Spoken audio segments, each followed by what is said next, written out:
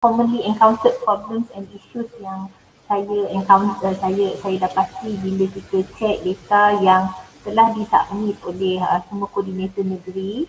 Jadi yang kebanyakannya yang saya pasal yang ke atas lah tahun yang salah masih tahun 2019 walaupun sudah tahun 2020, and then Hospital Act. Kita tak tahu hospital mana. Kadang kita terpaksa tanya semula kepada koordinator negeri, ni hospital mana ni, negeri mana. Jadi apa ni mendatangkan masalah lah, lambat untuk kita analisis data.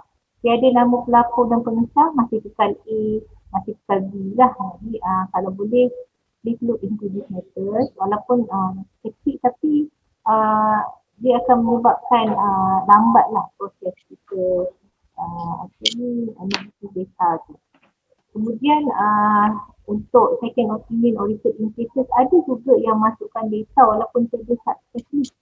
Jadi berbalik kepada definisi apa ni research in cases yang dibentang oleh PKP tadi. Saya harap tidak ada lagi kekeliruan lah regarding the second opinion or research in cases.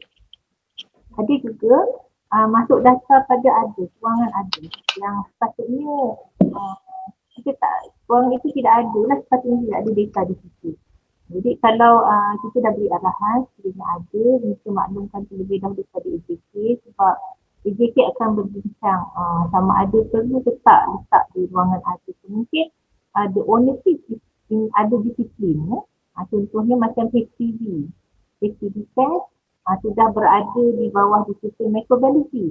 Jadi ada juga NXS center yang masih meletakkan di bawah ada tu sebab dia kata kerja-kerja tu masih dilakukan oleh pihak NXS. Jadi yang itu perlu berbincang dengan AJK terlebih dahulu. Seterusnya bahagian individual workload patologi tu masih banyak kesilapan yang saya nampak macam contohnya pakar yang berada di dua tempat pada tahun yang sama. Dia memang dia bekerja di satu center, lepas tu dia buat specialty training. Jadi sepatutnya nama dia akan appear di dua center pada tahun tersebut dengan workload yang berlainan. Dia macam tu kan. Jadi saya masih encounter that problem. Kemudian penggunaan non-standard abbreviation untuk jenis ujian. Jadi kadang-kadang AJK bila tengok data tu, kita tak boleh nak agak apa yang dimaksudkan dengan ujian yang diletakkan dalam Padlet system tu. Jadi kalau boleh sama ada nama penuh ataupun standard abbreviation yang semua orang faham. Contohnya PCR, semua orang tahu PCR tu apa. Okay? Itu yang saya dapatilah. Okay. Kemudian ini saya nak share ahli-ahli jawatan kuasa lubang kerja untuk disiplin NXS berserta nombor telefon. Jadi saya dan AJK lain memang sangat berbesar hatilah kalau ada yang kalau timbul persoalan ke apa, boleh kontak kami. InsyaAllah kami akan cuba entertain macam notifikasi memang banyak dah entertain kot sebelum ni kan. Jadi sangat-sangat kami cuba membantulah jadi dengan tangan yang terbuka. Jadi ini untuk kesenangan kita bersama. Saya faham yang sistem ni masih baru, masih banyak hiccup. Jadi saya sangat alu-alukan kalau ada persoalan, boleh kontak nombor-nombor yang tertera. Kalau ikut preference masing-masing lah. Kalau rasa kita Dr. Syakir, kontak Dr. Syakir, Dr. Faizal, yang AJK lain pun sama. Kalau tengok AJK ni daripada pelbagai negeri, tengok ada yang di bahagian Klang Valley, ada yang di selatan tanah air. Jadi ikut preference masing-masing lah. Kalau nak direct ke saya pun tak ada masalah. Apa yang saya boleh bantu, saya akan bantu lah. Saya pun masih keeping up lagi sebenarnya dengan sistem ni. Okay, jadi saya harap bengkel ni akan memberi lebih pencerahan kepada semua peserta macam mana kita nak go about this system. Walaupun nampak agak sulit pada mulanya, tapi bila kita faham perkara tu lebih senang lah. Jadi dia akan menyenangkan dekat semua level. Daripada awal sampai kepada AJK, population of all data, lepas presentation kepada ketua perkhidmatan kita. Saya harap it will go more smoothly lah afterwards. Okay, ada persoalan lain ke dari peserta ataupun EJK? Ada apa-apa ingin tambah? Dr. Faizal?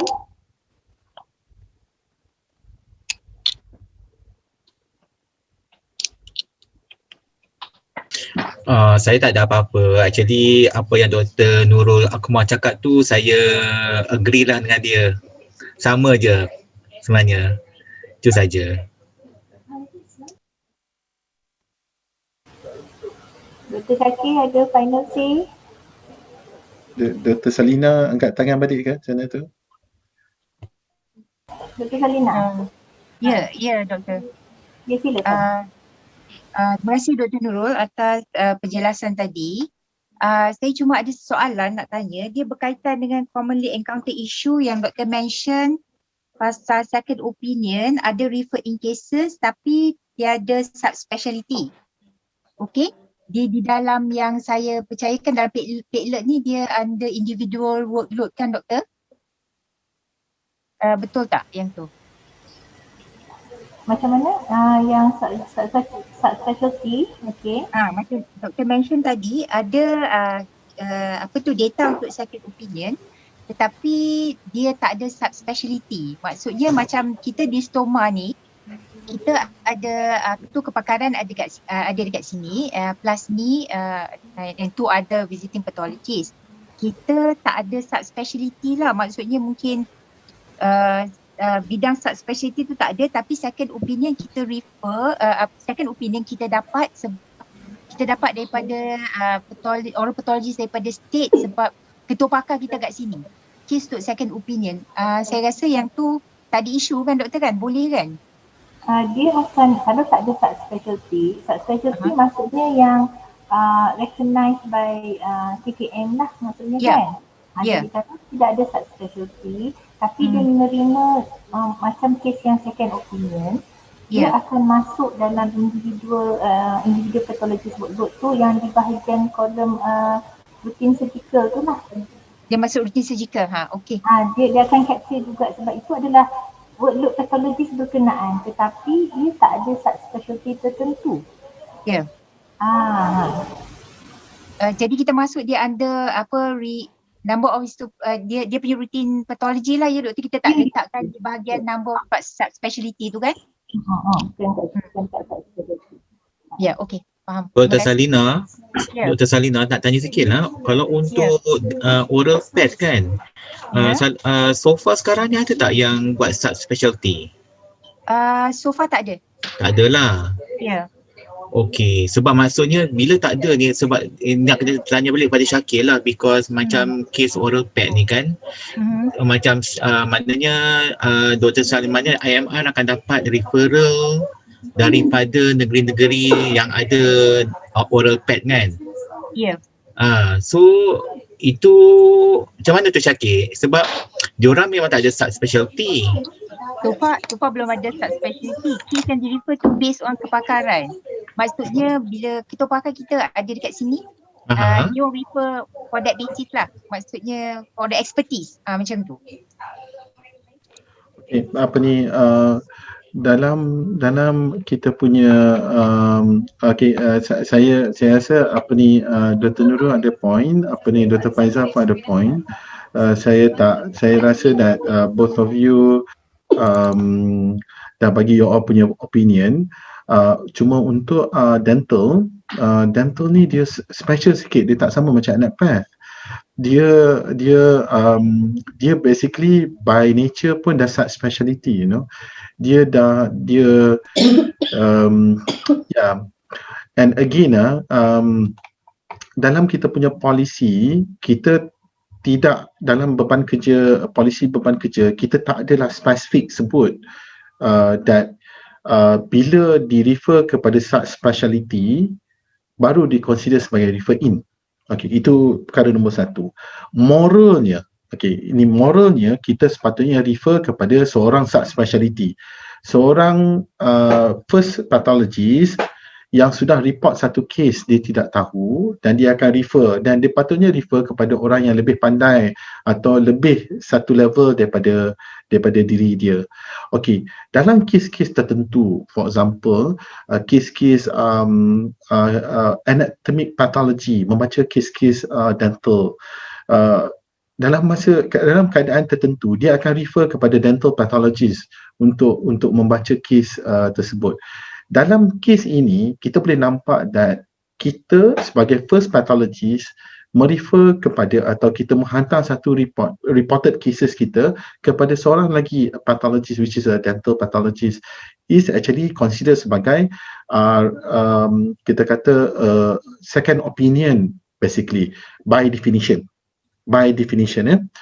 Cuma kita tak boleh nak capture data because Dr. Saina mentioned it earlier, dia tak ada sistem tu. Sistem untuk dia punya dental pathologist dekat state, dia tak ada that system. So cuma dia itself dah pakai sistem kita. So semua dental pathologist atau mungkin daripada anatomic pathology yang dah report rasa tak sure dan refer kepada mereka sebagai orang yang arif dengan oral pathology. So itu jika dah di-report oleh first pathology dan pergi ke second pathology, dan itu sepatutnya dikonsider sebagai second opinion. Itu sepatutnya dikonsider sebagai second opinion, because dalam kita punya perbincangan di peringkat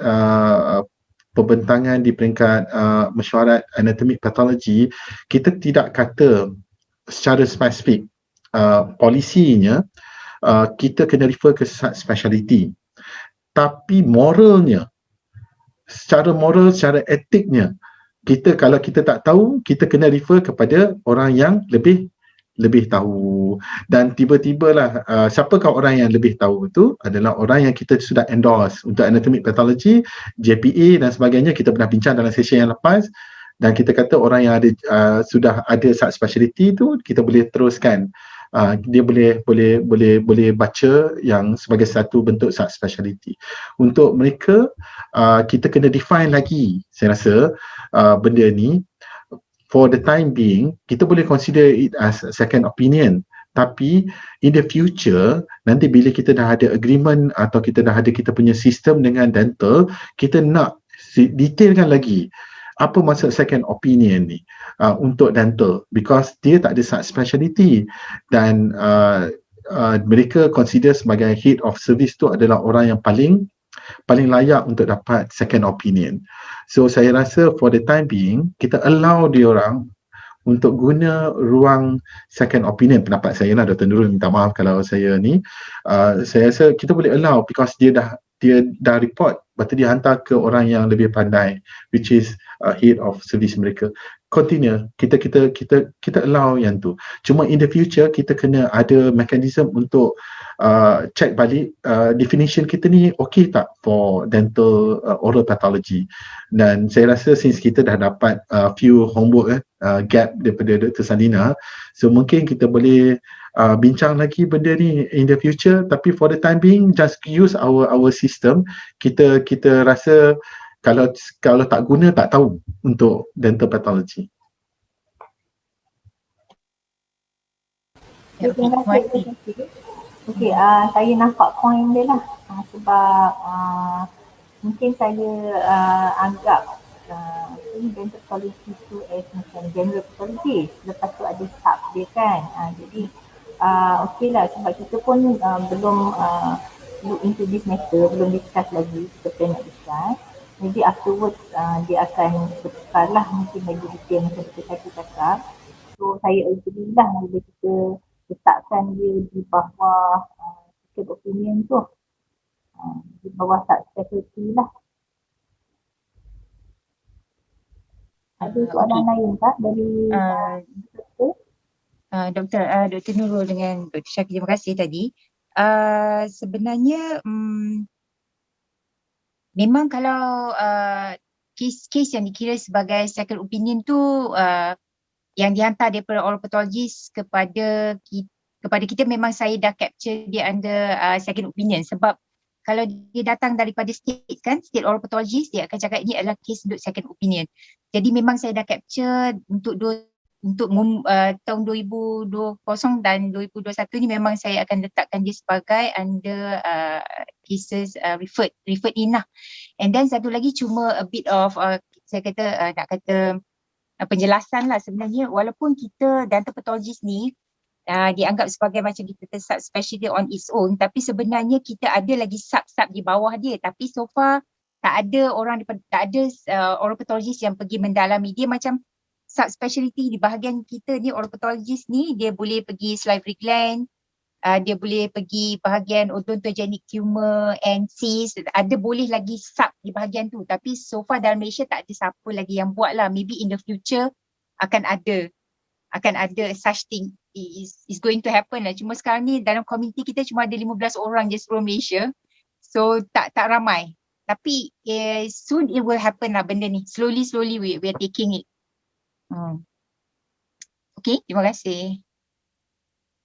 Dr. Salina, saya nak tanya, dia ada juga kes yang memang direct kan dibaca oleh oral pathologist. Saya rasa macam contohnya di Penatani, bahagian dental, clinical, dia hantar terus ke Dr. Sumairi je saya. Ya, betul. Jadi yang itulah dia sedikit complicated sikit lah bila kita kata kan untuk dental pathologist ni. Tapi tak apa, kita ambil maklum semua situasi tu dan kita cuba ni lah come up with a solution lah, macam mana kita nak menambah baik apa data yang ada, walaupun ikut Dr. kan dia diterangkan dental pathologist ni di bawah head yang lain, tapi kita dah ada satu sistem data, why not kita gunakan data yang sama kan untuk kesenangan dua pihak lah. Maksudnya senang untuk pathologist pun juga boleh gunakan data tu, tak pula you all ada sistem yang lain kan. Ada written lain dia hantar kepada dental lah yang tu, tapi memang very brief lah kalau saya boleh kata, sebab dia cuma capture number of case dan juga number of slide sahaja. Macam untuk kita punya dental punya written. Macam tu. Jadi kita pihak kami boleh menambah baiklah sistem yang ada supaya you all pun boleh gunakan data tu lah untuk kemudahan lah. So far I'm very grateful bagi pihak Stoma lah, saya kata sekurang-kurangnya sekarang ni kita sebagai stand alone lab oral pathology satu saja dalam seluruh Malaysia ni, kita dapat pakai kita kata Padlet ni sebab everything is captured there. Sebab kalau kita sebagai being stand alone lab ni, kita tak ada tempat untuk kita letakkan beban kerja kita ni dekat mana. Yang apa yang ada sekarang ni tak comprehensive, very brief, it doesn't reflect what we are doing actually. So I'm very thankful for the opportunity to be given this opportunity to report in the Padlet ni sebenarnya. So terima kasih banyak ya.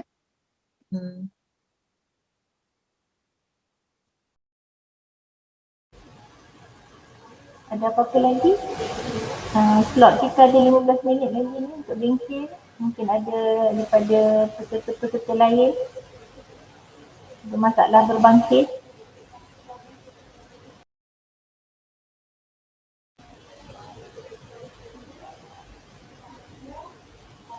Saya beri masa 20 saat.